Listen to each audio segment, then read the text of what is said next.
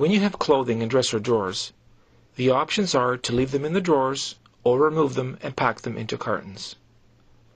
If they are going to be left in drawers, then 1 or 2 clean sheets of packing paper should be placed over top of the clothes for each drawer. This typically will apply if the customer is moving from residence to residence. If the customer's belongings are going into storage, it is recommended that the clothing be packed into cartons. 4 or 5 cubic foot cartons are the choices in which to pack flat, folded clothing. Place the carton right next to the area where the clothing is to be packed, and begin by lining the entire carton with clean packing paper. Start from the bottom drawer and work your way up. Begin to empty each drawer by neatly placing the clothing into the carton. Before emptying the next drawer, place clean packing paper covering the clothing from the first drawer. Continue emptying each drawer and place paper over top of each section of clothing. This will keep the customer's clothing organized and will be much easier to unpack and separate at destination.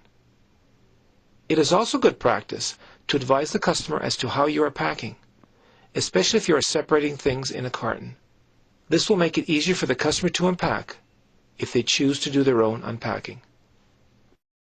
If there are any breakables in the clothing drawers, then they must be removed and packed separately.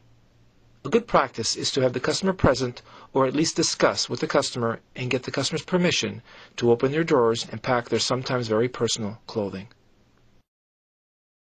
Fill the carton to its maximum. If at all possible, avoid mixing other room clothing with the one you're working in. Pack everything firmly to prevent any movement, but do not bow the sides or tops of the carton. When the carton is full and you see there is some loose space, add crushed paper to tighten things up. Finish up by placing the paper lining the sides over top of the clothing and then tape the carton shut. And lastly, with a permanent marker, write the customer's order number, name, room location, and contents on the carton. Another thing you could write is which family member's clothing you have just packed.